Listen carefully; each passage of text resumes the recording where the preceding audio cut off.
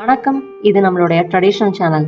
இந்த சேனலில் நம்மளோட பாரம்பரியம் பற்றின பல விஷயங்களையும் பல சுவாரஸ்யங்களையும் தெரிஞ்சுக்க போகிறோம்.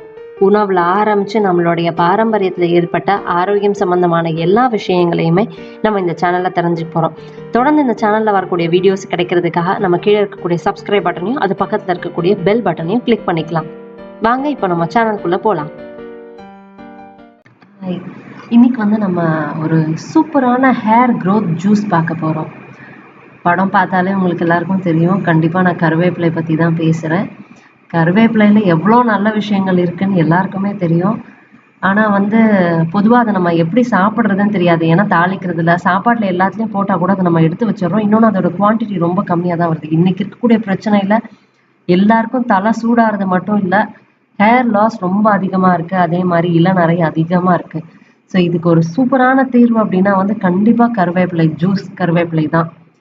கருவேப்பிலை அயன் கண்டென்ட்டு அதே மாதிரி நம்ம உடம்புல அதிகமாகும். ஸோ அனிமிக் ப்ராப்ளம் அந்த மாதிரியான எந்த ப்ராப்ளமாக இருந்தாலும் கண்டிப்பாக சீக்கிரமாக சரியாகும். அதுவும் இன்றைக்கி இருக்கக்கூடிய காலேஜ் கேர்ள்ஸ்க்கு பாடி ஹீட்டு அதே மாதிரி ஹேர் லாஸ் ரொம்ப அதிகமாக இருக்குது.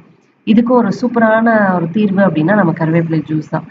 ஸோ இப்போ இந்த கருவேப்பிலை ஜூஸ் எப்படி பண்ணுறதுன்னா ரொம்ப சிம்பிளாக வீட்டில் இருக்கக்கூடிய ஐட்டம்ஸ் வச்சு தான் நான் பண்ண போகிறேன். ஸோ என்னென்ன போடுறோம் அப்படின்னா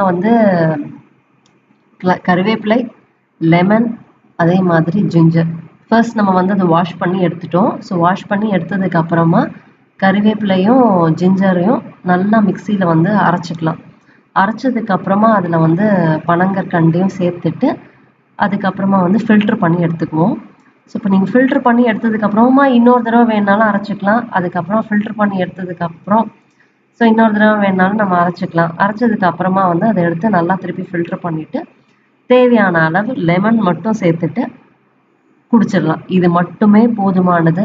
ஹெல்த் மட்டும் இல்லை, கண்டிப்பாக முடி உதிர்றது குறையும்.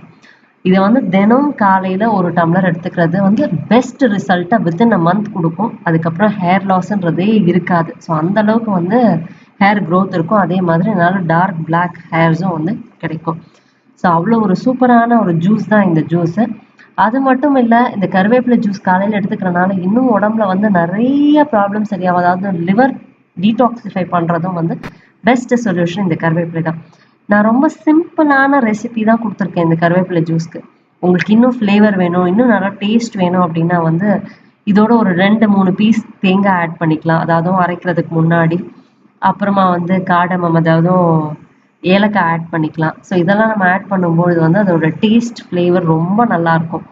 ஸோ நான் ரொம்ப சிம்பிளாக, ஏன்னா நிறைய பேருக்கு எல்லாமே எல்லா நேரத்துலையும் கிடைக்கும்னு சொல்ல முடியாது.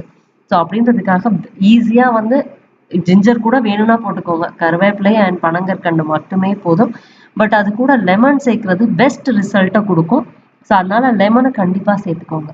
ஸோ ஈஸியான ஒரு ஹேர் க்ரோத் ஜூஸ் நம்ம பார்த்தோம். இந்த வீடியோ பிடிச்சிருந்ததுன்னா ஷேர் பண்ணுங்கள், சப்ஸ்கிரைப் பண்ண மறந்துடாதீங்க. அதே மாதிரி நோட்டிஃபிகேஷன் பெல் பட்டனையும் கிளிக் பண்ணிக்கோங்க. தேங்க்யூ.